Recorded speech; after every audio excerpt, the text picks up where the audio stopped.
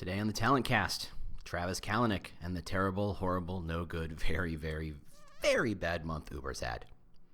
When we get back.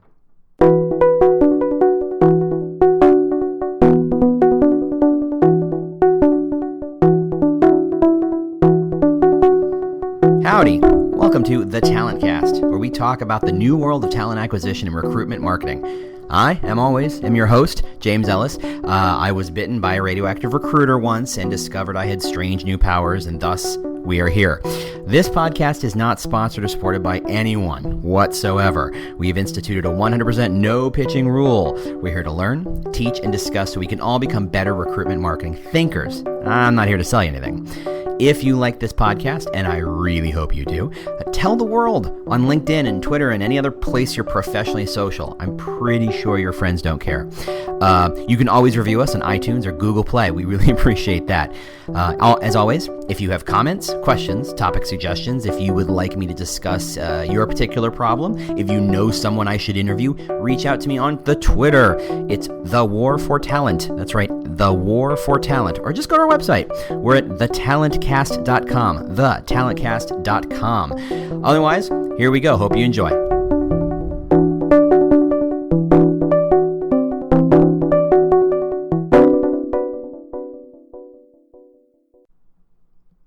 Hey, how you doing? James Ellis here. Thanks for listening. So it's going to be a bit of a doozy. This is the second time we've done any kind of, I won't call it breaking news by any stretch. This is a podcast recorded days ahead of time, but we're going to do a super deep dive into Uber because it's had some, stuff happen to it recently. For those of you not aware, and frankly, I don't know how well this information gets out beyond the Americas, though Uber certainly has a huge presence outside of the U.S. We're going to do a deep dive into this stuff, and there are many, many, many elements to these stories about what's been happening to Uber, what's going on, and how it connects to the employer brand and potential solutions, or at least remedies, or what next steps they should be taking, considering.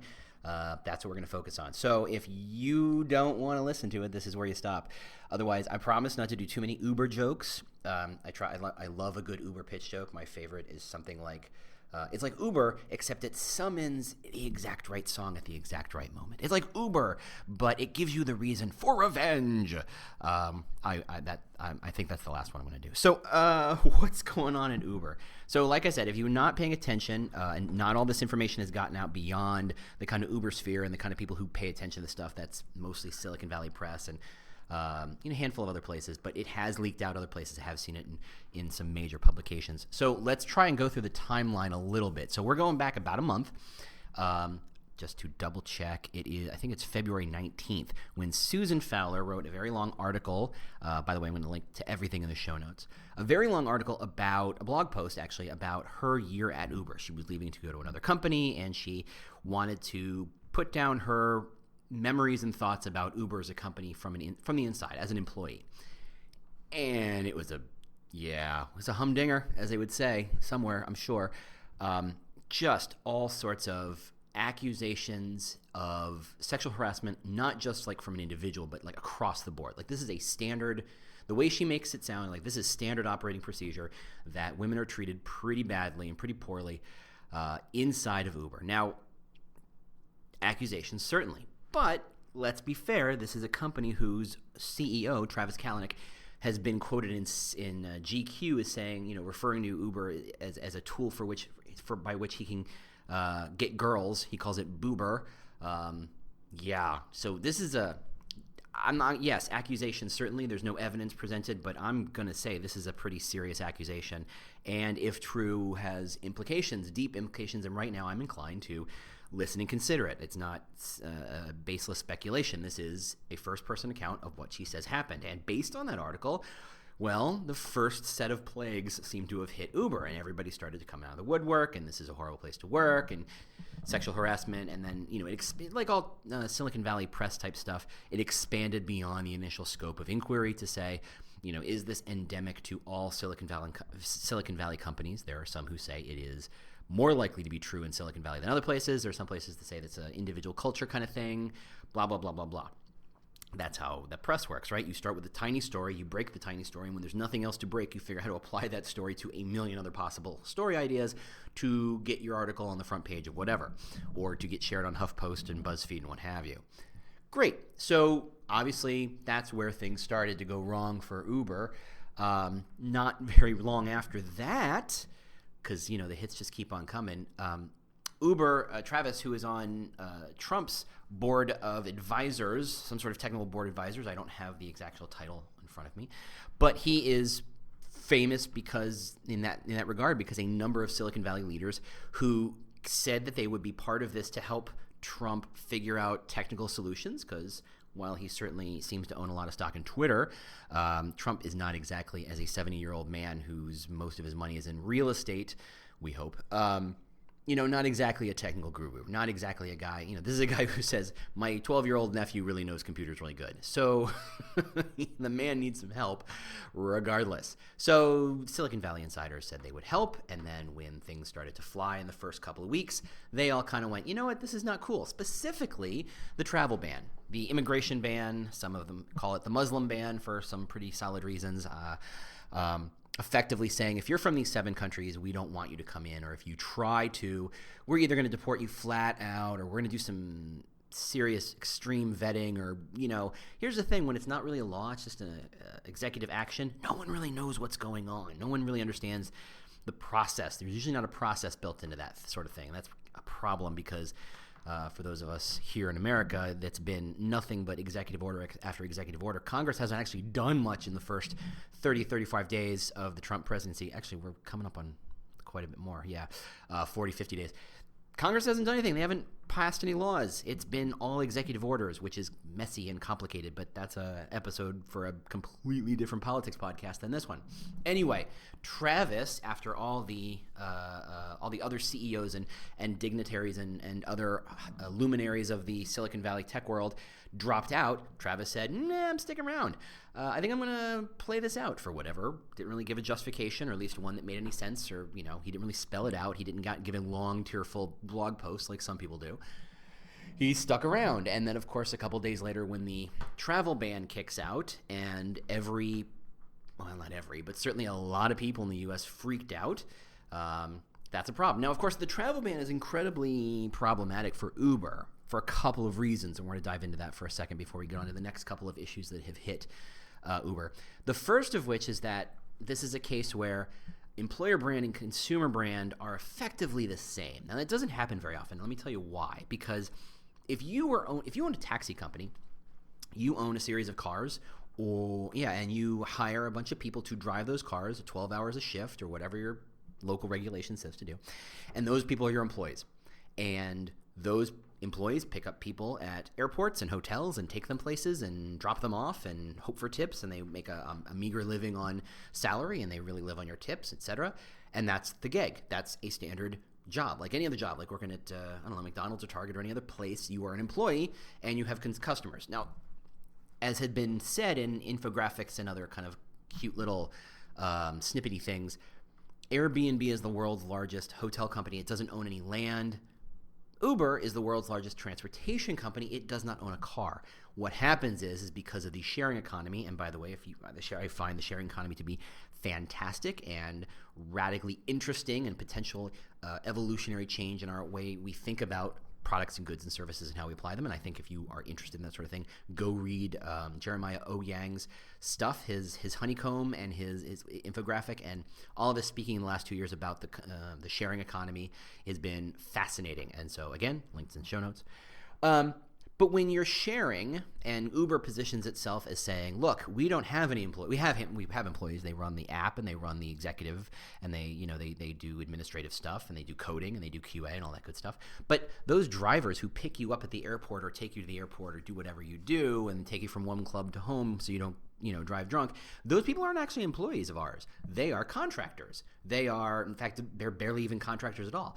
Uber's legal stance for a long time, and this is complicated from HR people like us, is that those people have no connection to Uber other than they signed up for a service. That Uber's job is much like a matchmaking service. If you're a dude and you sign up for Match, you don't expect that the dudette or other dude you hook up with is a match employee. They're not at all match employees. They're just other people looking to make matches.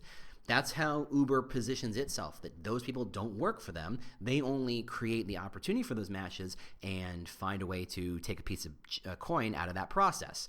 Now, of course, cities and localities and regulators think that that's complicated and messy and probably untrue, and there are legal battles happening about that. But what happens is that for Uber, they have two customers. They have the people they're picking up and dropping off at hotels and clubs and airports and whatnot, and they also have another customer, the person who's driving the car. Now, the problem with that is, in a model where your consumer and your quote-unquote employee are the same, your employer brand and your consumer brand are the same. They overlap like a Venn diagram that's just a circle. It's complicated because, let's be fair, let's look at the demographics of Uber drivers. Are they more likely to be non-white? Yes. Are they more likely to be lower income? Yes. Are they more likely to be impacted by things like travel bans or have friends who are impacted by the travel bans? Yes. Whether you are or not, as a rider, that has an implication. Maybe you're on the liberal side of the fence and you think the travel ban is wrong and you don't like the way he's doing it. That may have no impact on your choice of using Uber versus Lyft.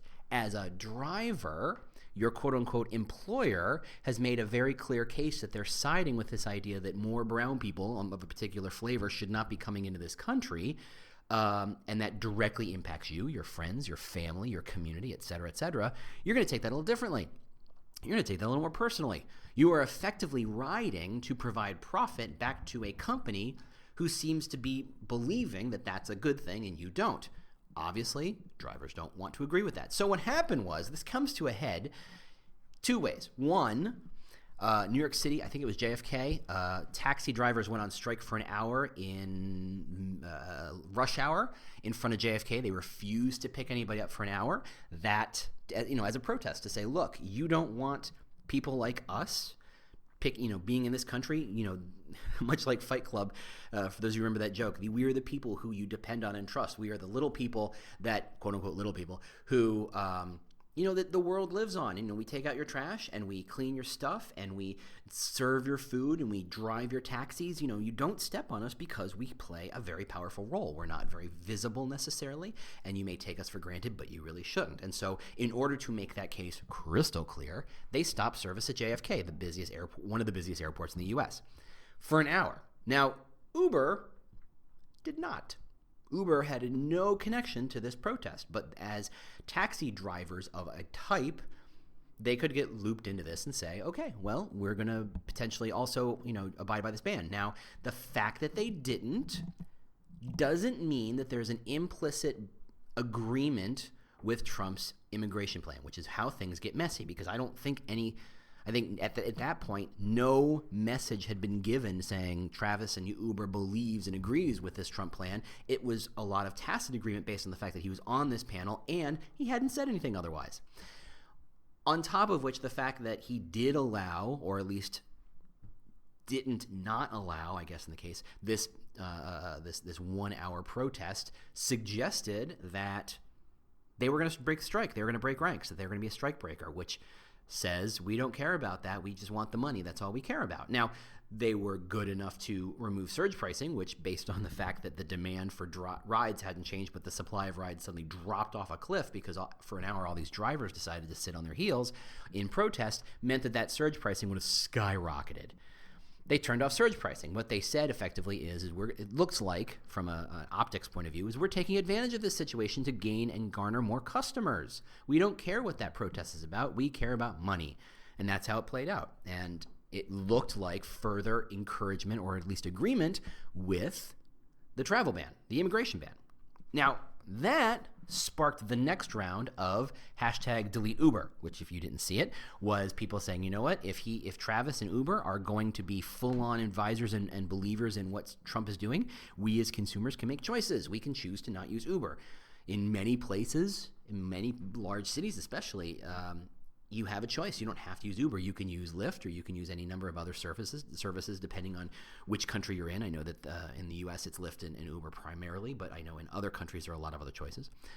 And as consumers, we get to choose. And the #DeleteUber, all one word because it's a hashtag, started to spread around, and that's problematic because on a couple levels. Now, first off, what the goal was is to actually say, look, I'll take a picture of me deleting the Uber app so I'm no longer part of the system and tweet that. And that was what you were supposed to do. And depending on what numbers you saw, up to 200,000 people participated. Now, it's a huge number, except for the fact that Uber has millions and millions of apps downloaded, so potentially that didn't make an impact. Though I did hear that Lyft popped up to the top of the Apple charts for the app, suggesting that people were switching, at least enough for a day or two. I think the real impact was not that the consumers were suddenly gone, because consumers change their mind all the time. I think the problem is really about the drivers. It's really about the employees, quote unquote employees in this case, by saying we don't. Let's be fair. Uber does not take a very strong stance to say we don't agree with this policy. We stand by our the people who work with us, i.e. drivers, whether they're called employees or not. They really, in this case, de facto are. This is how we stand, and this is what we believe. And that was a huge problem. So yet another issue. So let's walk it through. You've got Boober. You've got a history of breaking rules to get regulations passed or to figure out how to exist within highly regulated spaces where they technically weren't allowed to do. Places like Austin, and I know that there's a couple cities in the Northwest, denied Uber, but Uber has found ways of trying to skirt the laws and skirt the regulation. Then you've got the implicit agreement at the time of the travel ban, which led to the JFK spike surge issue, which led to delete Uber. So far, rough month. No, this is not a place I want to own stock in, just based on the last month. It gets better. So then a video gets released of our friend Travis. And I say it like he's my best friend, and I can use his first name. That's not the case. And by the way, I own no stock in either Lyft or Uber. I have no position in this. Where Travis is effectively yelling at a driver. He is being what has to be one of the biggest jerks in the history of jerkdom to an Uber driver. Remember, not an employee to Uber's standpoint. So really, this has no impact. But the fact that it was all caught on video, and of course, once it's on video, it gets released on Facebook and YouTube and all sorts of wonderful places, and the world sees it, and we all go, man, that guy's a jerk. So, I mean, and we none of us act surprised. This is a guy who, again, Boober, again, who's been accused of sexual harassment. Again, all these other issues are happening, and it obviously, one might say he was really stressed that week, and I can see feeling like you're at the end of one's tether, but to yell at a person like that is bad, and of course to have it caught on video is just as, if not worse. That added to the fact that this is not a company that treats its employees well. See a pattern? Hold on, we're not done yet, kids. We're not even done. There's one more. Then comes the news. I think from Wired? I can't remember. Anyway, that Uber has a policy process internally in which cities and localities in which they're trying to establish a foothold, that regulators are doing a lot of work to block them, which is legal. Uber has decided to build a alternate reality app in which the data the people on that app see is not true. So when you go, because you're a regular person, one presumes, and you open your Uber app, you can see all the different cars in the local area, and it can say, oh yeah, you've got one within 3 minutes of you, and you can, and while you and I, who are humans, understand that that's mostly a lie, that it says there's 3 minutes, but that has no bearing on reality. It could be 1 minute, it could be 12 minutes. And then we make decisions based on that information. If Uber thinks you are a city official or a government regulator, what it does is it feeds a different set of data to you. So you've got a regulator standing next to a regular non-regulator. The non-regulator will get quote-unquote real data. The regulator will get fake data, ghost cars, cars don't exist, that really exist, all sorts of weird numbers. Now, that's not something an individual does. A rogue programmer does not say, I'm going to figure this out. This is a corporate policy. This is something that people up a chain said yes to and applied resources to and chose to do. This is a corporate decision.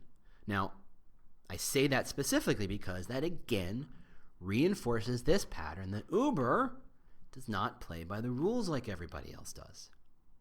Right? Okay, so that's been their month. I mean, really? That was in a month. It's been brutal for Uber, and that's just an ooh sound I like to make, apparently.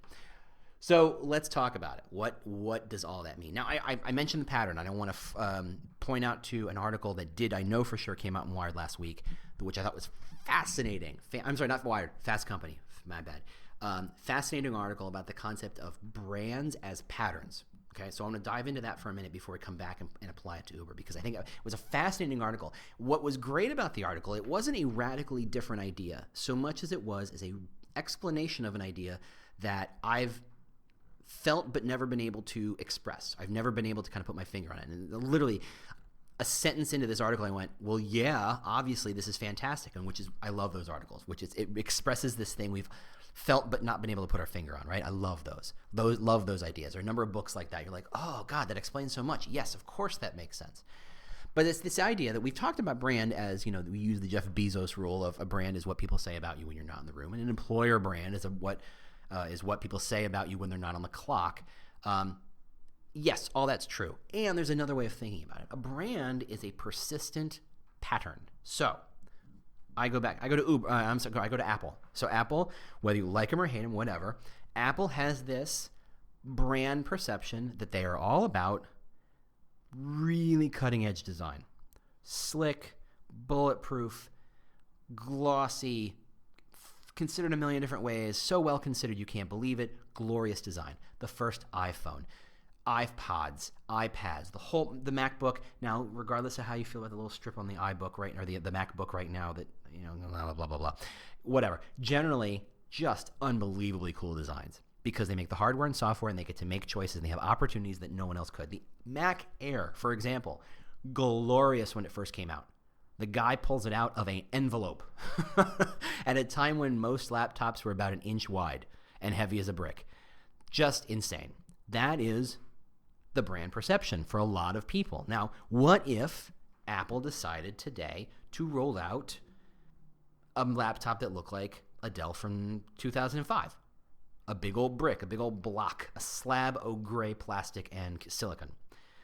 That would not fly. It would not make sense because Apple has a brand pattern of releasing only really well-designed, from a visual standpoint, products. Whether you like them, whether you like using them, whether you think the user experience and user interface makes sense, that's not what we're talking about. The hardware, the look and the feel, the tactile sense of touching it, the fact that it's all smooth, the way the buttons are done, all that stuff is their brand pattern. It's their brand. Whether they're selling hardware, software, the expectation is this is well designed, which is why when Apple does drop an egg, you look at for the longest time, my favorite thing I hated about Apple was, and this is quibbly and nitpicky and meaningless, but here we go. You're listening, so there you go. Suck it up. Is the notepad on the iPhone had the world's worst font. It was some sort of brush pen, Sharpie pen script that was like, what am I, 12? I need to take notes. I need to take a quick note. I need to be able to read it. Can you just use Helvetica? Can you just use a system font that makes any kind of sense? This kind of sense that, oh, it's on yellow-lined paper, so it's like I'm writing a note. Get it? Get it? This anthropomorphic bull. I hated that because it looks so kind of like, oh, we need some sort of notes app. Quick, cobble one together. You, junior intern designer, you design one quick. Well, everything else supposed to look physical, so I'm going to make a yellow notepad. I'm going to use a brush Sharpie font. Good, next. Knocked it out. Just atrocious design, and it stuck out like a sore thumb for people who used it. That's a brand. A brand is that perpetual pattern of what you see. Apply it to a car company you like. Why do you like that car company? Do that company keep doing those things? You look at the classic example of the Volvo being the safe car. Every time they talk about Volvo, they talk about safe cars. They talk about their safety record. They talk about how safe they are. Hey, guess what? It's a brand pattern. They're reinforcing this pattern. It's not about doing something once. It's about doing something over and over and over again until the world seems to get a sense of, well, that's who they are. That's what a brand is. It's a perception. It's an understanding, shared though individual, of what this company stands for, right? You can take that a million different ways. Take any brand that you think is strong. Harley Davidson, Microsoft, Google, Ford, I don't care, Boeing, it doesn't matter. What do they stand for? What do they produce again and again and again? Whether it's the physical good, the service they provide, the support around it, what is it? Remember, let's go back to Apple. Apple was the one who released the Genius Bar. Before there was the Genius Bar, i.e. the physical place you could go to hand your laptop to somebody and say, it broken, I need it better. Where did you go to get your laptop fixed? There was no Microsoft bar. There was no Dell bar. There was no place. You bought a Dell or a Compaq or an IBM or a Lenovo laptop, and it had Microsoft's operating systems, it had Adobe software, and maybe somebody else's software. When something doesn't work, whose fault is it? And they all point at each other. Dell would point at Microsoft, who pointed at Adobe, who pointed at Dell. And your best bet was, you're on your own, kid. And Apple said, we're going to provide well-designed service. That is a brand committed to itself to say, we know who we are, we know what we're all about, we're going to keep doing exactly that. Got it? Employer brand is no different. Go back to probably the most powerful employee brand, or at least the first big employee brand, SAS, for those of you who remember our episode about employer brand. SAS is a company, a statistical analysis company out of Cary, North Carolina, right next to Raleigh. Hey guys, Cary, C-A-R-Y, stands for Containment Area of Relocated Yankees, and having lived there for a long time, I get to make that joke, and because I was a Yankee at the time. They were super well known, late 90s, early aughts, before really the concept of employer brand took off anywhere, that they were all about work-life balance. They didn't pay you any more than anybody else did. They wasn't about you were thrown money like you would at a Goldman Sachs or a Google or Facebook now. It was about, all we want you to do is make your work and life better. We're going to have on-site daycare, on-site lunch that we're going to support. We're going to supplement. That we're going to pay. You're not going to have to pay $10-12 for lunch. You're going to have to pay a couple of bucks for lunch. This is, of course, before Google made it and Facebook made it all free for everybody. On-site healthcare, on-site daycare, on-site gym, and my favorite perk of all, the gym had a laundry, so all you had to do was stitch your name in the back of your shirt. You threw your laundry in a hamper. Then that day it got washed, folded, and put back in your locker. So the next day you went to the gym. Clean clothes every single time. I mean, that's an amazing thing. That is a company whose employer brand was so focused on taking care of their employees that they went to the point of having a laundry service set up. Name another company that does that. That's what they're famous for, in taking care of their clients. Compare that to a Goldman Sachs, who is my favorite go-to for being the opposite of that. They're all about not that. They do not care that if you work 10, 12, 15, 18, those numbers keep going up hours a day. They want you to, because all you're there for is to make a boat ton of money. You're there so that when someone says, where do you work, you can put your nose in the air and say, I work at Goldman Sachs. That is where you work. You make a boat ton of money, and that is where you work. It is money and status. That is why people show up. Nobody shows up there for the loving environment. Nobody. Nobody shows up at SAS for the money. Simple as that. That's your employer brand. And everything you do reinforces. The pattern shapes the brand. It reinforces and creates and establishes the brand. That's what happens. Every time SAS would add a new perk, if they had said, okay, here's a new bonus sharing perk, that doesn't reinforce the idea of this being about work-life balance. Everything, all those bonuses were funneled back into perks to make it easy for you to work 8 hours a day at the office and then go home and not think about work. That's what we're talking about, this reinforcing pattern, perpetually, every single day, reinforcing this idea. Which is why when a company says we're all about customer service, and then you start to hear stories about horrible customer service, that's a problem. It's not that horrible customer service is evil. It happens everywhere. But if you've decided to make your brand promise about customer service and you can't deliver, you're toast. So let's go back to Uber. Hey, Travis. So if your brand, and let's boil this down a bit. Your brand is what people say it is. Your brand is the perpetual pattern of things you do over and over again. What is Uber's brand? Uber's brand is that of the rule breaker. They tried a new thing. In fact, the story I'm told is that Uber had the idea, realized it was illegal, decided to sit on its hands because they said, well, we can't offer rides like this because taxi commissions won't allow and the laws and regulations don't allow for this thing. And another company started doing it and started making money. And they said, well, gosh, if they're going to do it, we might as well. So the ironic thing is that they started by being this company that wanted to do right, but they realized that their entire brand was not about that. They were about rule breaking. They were, and to be fair, let us be super clear. This is a company and an idea that is brand new. And you don't have a brand new idea where everybody goes, cool, let's do that. Let's go back to the iPhone. When the iPhone first came out, everybody, I mean, like almost everybody looked at it and went, there's no way that's going to survive. It's way too expensive. Yeah, sure, it can surf the internet really slowly, but it's got no buttons, and it's there's no typing, and there's the keyboard is not physical, and you can't touch it, and you can only get on one carrier. Are you kidding? This is a horrible, horrible idea. Flash forward, 1/2 of all your friends have one, right? Every new idea starts with everybody going, that's a bad idea. And in some cases, that bad idea is a function of violating existing rules. Those rules are there to optimize an existing process. That's what regulation's all about. If regulations is about how many parts per million of I don't know, nitrogen are allowed in water, and I'm making these up, and I'm not a chemist nor a regulator.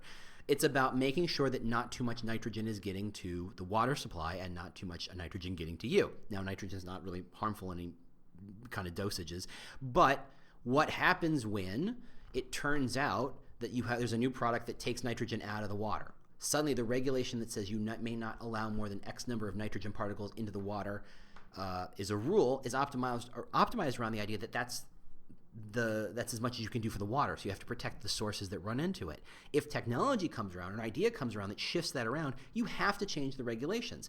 Who's the regulations written by and enforced by? The government. Not well known for being, agile, fast changing. And I have I have a lot of work in poli-sci, so I know this. Government, you have to understand, is designed specifically, literally, intentionally to be slow, to be hard to change. The goal of government, electoral colleges, the 2 different houses of representatives and senators, the 3 branches of government, is there to make it very hard for any new idea to stick, because what the founding fathers wanted is that you really had to think about it. You really had to run all these hurdles. You can't just have a flash in the pan idea and suddenly enact it. That's, you might have a bad idea, right? So the goal of government is to be slow. And the goal of Silicon Valley and these new ideas is to be fast. And you can see where these problems happen. So thus, Uber's in a position where if it wants to start this brand new idea, which again, going back to the collaborative economy, is on the whole, done properly, a huge advantage. Having Uber has made my personal life better. It has given other people opportunities to have part-time jobs that they would not have normally had. I think it's fundamentally better. It has allowed me to not own a car. Now, Ford might take exception and Toyota might take exception, but we're not going to talk about that right now. I think having Uber as a service, as an idea, is fundamentally good. The fact that there are regulations in front of it that keep it from being widely applied, across the board makes things complicated. So thus, if you're going to invest in Uber, if you're going to say, you know what, this is the goal we're going to do, whether you're the CEO or an investor or somebody in the company, if you get behind Uber, part of what you're getting behind is the idea of having to break the rules. You exist to break the rules. You exist to break the idea of what was and to start with something new. Now, in all tech companies, in all new companies, starting with a new idea, that's always the case. In Uber, it's just crystal clear because the sum tonnage of regulations, especially regional and local ones, make it clear that they're breaking rules. So if they started, their seed and their core of who they are is to break rules. To not give the standard interview, to not say the normal things you're supposed to, boober, to not do the things everybody else is doing, to, I think the sexual harassment one doesn't really apply, but to not choose to, when everybody gets out of the Trump Council, they choose not to. When everybody else is boycotting the travel ban in New York, they choose not to. When everybody else is trying to abide by regulations, they're producing entire policies and programs designed to obfuscate and skate those regulations. They are rule breakers. That is the pattern of who they are. Not evil, rule breakers. The outlaw. Right? The rebel. This is who they are. If you want to go back to archetypes, they're the rebel. That's their employer brand. They do not hire people who play by the rules. They hire people who break rules. Now, sometimes that leads to horrible, horrible, horrible things like sexual harassment. They're breaking the rules. You're not supposed to do that. Obviously, everybody should know you're not supposed to sexually harass anybody, right? That should be basic. But they're rule breakers. They think they're above or outside the law. Thus, they get to do stupid things like that. Those are, I guess, not a core idea. I don't think Travis started the company saying, great, we're going to hire a bunch of women and sexually harass them. Yay. I think what they said was, we've developed a culture of outlawness or rebelness, and this was an unintended consequence. Let's be fair. HR does not seem to be showing up to Uber meetings. It's not how they do things. HR is about rules. No one got into HR because they like the rebel nature of it, right? No one. People get in HR because they like rules. They like to establish processes. They like to follow it. That's what every HR person I've ever met, good, bad, or indifferent, they really got behind the concept of let's put together some good rules. That's who they are, right? No one gets into marketing because they like math. No one gets into tech support because they like, I'm not going to get into that. HR is about rules. So thus, you can see a problem. Now, here's the problem. Now that you've established that culture, you've established that brand, that employer brand of we are rebels, the problem is what got you here isn't going to get you there. You've noticed probably by now that most people who start companies, and especially in the Silicon Valley, they have tech startups and they grow them, and whether they're unicorn or they just grow at a great pace, just not quite big enough to be called a unicorn or whatever the criteria is. At some point, they get too big or too massive or too mature, and the founder wanders away or is demoted or given a different job. They're head of technology, they're head of innovation, but they're no longer the owner CEO. They might be owner, they might have the biggest chunk of stock, but they're not the CEO. They're not making choices from the front, because the people who start companies are almost always not good people to manage and grow companies. They're different skill sets, right? And so Uber is hitting that clearly hitting it. Probably hit it a while ago, but now it's just gone way too far, where the CEO, who is good at being a rebel, at breaking rules, at obfuscating the rules to try and make some amazing change happen, that's not who Uber needs to be now. Uber now needs to be a far more mature Uber. Uber makes plenty of money. They've planted their flag. Everybody knows what Uber's all about. Now you need to bring in somebody who can say, look, the adults are in charge. We're going to help make this happen. Let's pretend a new island is emerging out of the Atlantic. There it is. It's New Island, Stan. Congratulations. Welcome. Here's your flag. And Uber decides to go over there and say, we're going to plant, we're going to have Uber in New Island, Stan. Now, Uber, who has a track record of avoiding the rules and breaking rules and not telling the truth to regulators and trying to get around things, and they come up to New Island Stan's government and say, we would really like to create a partnership where we help you out. Now, because they have a brand perception of breaking rules, should the government regulators of New Island Stan believe the promises? Probably not. They have a history of lying to government regulators. That's the culture. And what has to happen right now, I think on a certain level, is that leadership has to change so that Uber can say, look, yes, that was the past. We have to grow and mature and no longer be the outlaw at the level of obfuscation and illegalness and all that other good stuff, but to say, look, we're trying to grow and help everybody grow, and this is the direction we're going to grow, and change that employer brand. The problem, of course, is that the employer brand's a pattern, and you can't change a pattern on a dime, because there's a historical implications and the memory everyone has of who you used to be, right? So if it took a while for everybody to go, wow, Ford seems to be really serious about the hybrid thing, because for a long time they were not. For American car companies, were very not for the hybrid. It took them a very long time. They had to make a big change. And the day they released the hybrid, everyone did not say, oh, good, they get it. Everybody kind of went, well, one, finally, and two, yeah. Are you committed to it? We'll see. The historical memory of the pattern that was couldn't be overwritten by a single thing. Patterns do not get overwritten by a single change. You have to change and then create a pattern around that change. You have to grow in that new direction. So if Uber wants to change its employer brand, and let's be fair, it really should want to at this point. It's had a bad month. If you could not make this more crystal clear, I do not know what you need to hear, but you need a leadership change on some form, and frankly, that's as far as I want to take that. However, once you have a new leader, some sense of new leadership, and once you establish who you want to be, now that it's no longer an outlaw, or maybe you change the flavor of outlaw you are, I don't know. You could probably play it a couple different ways. you have to change the pattern. You have to change the stories. So the stories are talking in alignment of the brand. So, for example, hold on, let me take a sip of coffee here. I know the tension's killing you. For example, Uber decides, because magic wand, that it is all about innovation. It's not about outlaw, it's about innovation. That's its employer brand, and it's connected to its consumer brand, changing rules, doing new things, bringing new ideas. They are the magician, right? If you want to go back to archetypes, and I do like archetypes, I think they're very cool. They are the magician. They're bringing new ideas to you, to quote-unquote regular people. Their employer brand has to be, how do you support that magician? If we're all magicians, what does it mean to be a magician? Does it mean breaking rules? Sometimes, but in a carefully considered way, about being smart enough to know that those changes and rule breaking have implications. So if you think back to like Fantasia, you got Mickey Mouse, you've got the Merlin wizard who knows how to do things, and he has the magic, and he makes changes, and he goes to sleep, and he hands and lets Mickey Mouse pick up the wand and do things. Mickey is not a good magician. Mickey made, he's trying to mop something up, and he makes a million brooms, and they're carrying water, and suddenly he floods the whole building. That is unintended consequences based on the fact that he's not a very good magician. He's not a magician. He's an intern. He's an apprentice, and not even a good one.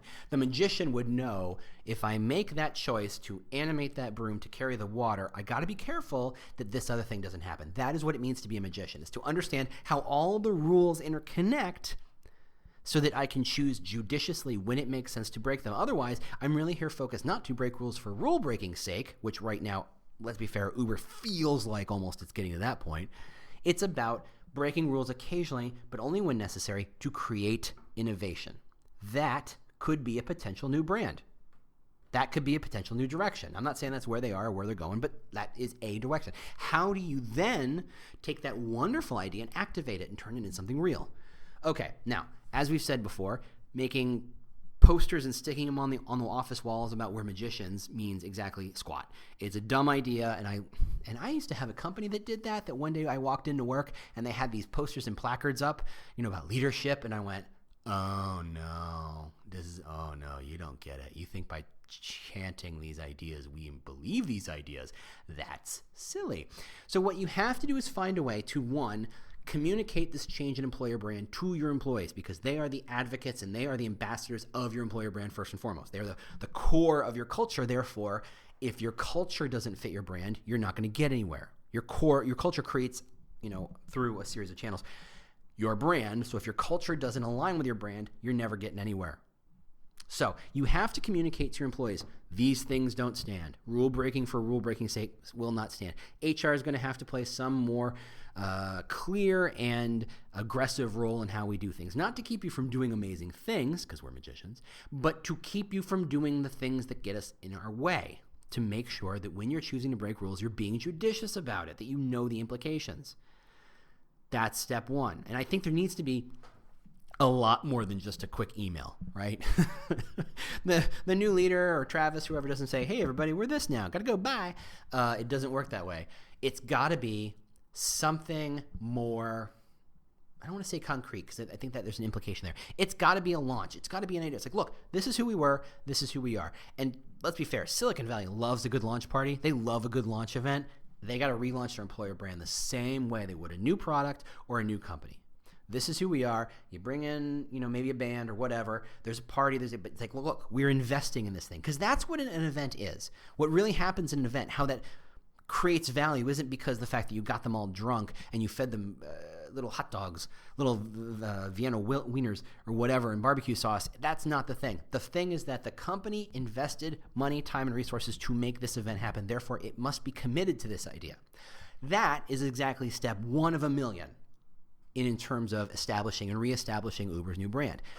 Then what do you do? Well, then you start to show people as being magicians. You have to create stories that show what is right and what is wrong. You almost have to make for those of you who get this reference, a Goofus and Gallant kind of thing. Goofus was always doing things wrong, and Gallant was always doing things right. From Highlights Children's Magazine in my dentist waiting area from a million years ago. You have to show that Goofus in this example would break rules and do stupid things just because they were impatient and they wanted to get this thing done. Gallant would figure out what the ultimate goal was and figure out how to build a team that connected with the right people inside and outside of Uber to make it happen, to make it a permanent fix and not a short-term solution. Because let's be fair, part of being a rebel is that you get these, because you're breaking rules, you get short-term solutions that have long-term implications and consequences. The magician understands the long-term implications and consequences and works around and works with them, not against them, right? So you start telling these stories about developer A does this and that's bad and that's why this is why it's bad, but developer B does this and that's good. Now it took a little longer, but the value of this was this, this, this, and this, and we gave developer B a promotion.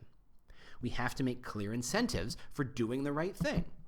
That starts to change the culture. Telling stories about what was wrong and why it was wrong and what was right and what the incentive for doing the right thing is, that's a step in the right direction.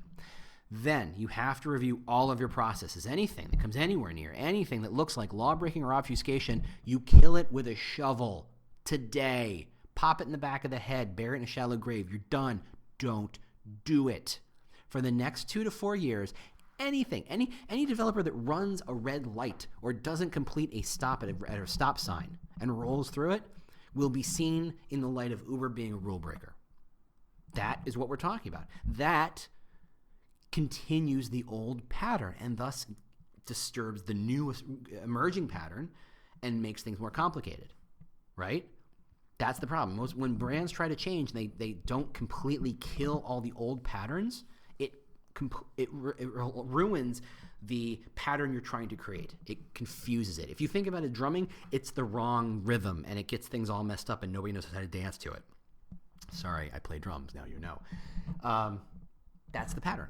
You have to establish a pattern. Then you have to go back and review all the other things you do that reinforce the pattern. Are your incentives the right things? Are they applied to the right people? What are the stories people are talking about that reinforce the old brand? Go to your Glassdoor reviews. Go to your Indeed reviews. Go and figure out what people are saying about you when they're not talking directly to you. Don't worry about the press yet. Worry about, this is one of those things where the press is going to hope for you to screw up. They're going to hope for you to run those red lights and make those choices because there's a story in it. That's what they want. That's how they're incentivized. No big deal. So you have to do everything you can to kill all those stories before they happen, and that starts by changing your inner core of who you are, changing your culture. Look, some companies, when they screw up, look at a Japanese government. When there is a scandal, everybody gets fired in a week. It's brutal, but it makes it very clear that we do not stand for these things, and thus the hope is that we try to stop them from ever happening. If you have a problem and a rule that is broken and you don't immediately and brutally penalize the people who are part of that and the people who oversaw that and anybody connected with it, you are allowing the door to be open to say, yeah, we just slapped them on the wrist. It's okay. And guess what? Back to the old patterns. Changing a brand is hard. Changing all those patterns is hard because they are, again, like a drum kit. They're all applying all these different polyrhythms and changes and whether it's the kick drum or the snare or the hi-hat and all the crash cymbals or whatever, they all work together to create a pattern. And if you try to apply bits of different non-rhythmic or at least not aligned with that rhythmic patterns, it just gets all disrupted. It sounds like noise and no one believes it. And in light of having nothing new to believe, they believe what they used to believe, which is the old pattern. So Uber's got a lot of work to do, not to even begin to even put a fine point on it. But we've gone 45 minutes here, and you're tired of hearing me talk. And I'm getting to the point where my voice is going to start going. I'm starting to get a really, radio-friendly voice. That's that. So that's how I would talk about Uber as an employer brand a lesson. I think there's a lot to be learned here. I'm going to say right now that I do not own any stock. I make it super clear that I have no financial investment whatsoever. I still, in fact, use Uber. I'm a little worried about, what their political beliefs are and whether or not they align to mine, but what have you. That's the personal choice I make, and it has nothing to do with what I just said, I think. So there you go. I have no idea what I'm talking about next week, so I'm trying to put together a big panel of some very, very, very cool people.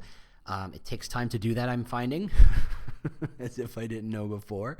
So I don't know when that's going to be ready to go, but hopefully that's soon. Otherwise, if you have any questions, if you'd like to quibble about this, if you'd like to offer me a high-paying salary at Uber where I can help you change your brand, that's not going to happen. I take that back. Because no one's going to like it when I say step 1 is to change your leadership. I think I get fired that day. I'm just kidding. If you have any questions or quibbles or want to kind of talk about this stuff, whether it's employer brand or whether it's, hiring managers or how you're attracting and retaining talent and how all these things work together, and because I don't think we really touched on the ideas that all these little teeny things are part of this bigger brand pattern. And that includes things like how much your ATS works or how well your ATS works or how people see your ATS. Find me on the Twitter. You can find me on the Twitter at The War for Talent, The War for Talent. Or you can go to our website, thetalentcast.com. Share this with your friends, with your coworkers and people who like talent acquisition type stuff. I'm really thrilled by the response we're getting. We're growing every week. I can't thank you enough for sharing and telling people about it. I'm always, and this is, you can stop listening now. I'm just a complete random aside. There's, I like to look at my stats every once in a while, and I don't get clear stats, so I don't know who you are. I just know that really all I know is what operating system and what country is downloading my app. And it's really interesting when someone kind of out of the blue shows up and it clearly has downloaded 10 of them. This morning I woke up and checked it before I started this thing, and somebody from the Netherlands has downloaded 17 copies. So thank you, my friends from the Dutch lands. I don't know why, but enjoy the binge. Otherwise, tell your friends about this, review it, or review it on iTunes and Google Play. I appreciate that stuff. Otherwise, I will see you next week, and have a great week. Bye. Do you love news about LinkedIn, Indeed, Google, and just about every other recruitment tech company out there? Hell yeah. I'm Chad. I'm Cheese. We're the Chad and Cheese Podcast. All the latest recruiting news and insights are on our show. Dripping in snark and attitude. Subscribe today wherever you listen to your podcasts. We out.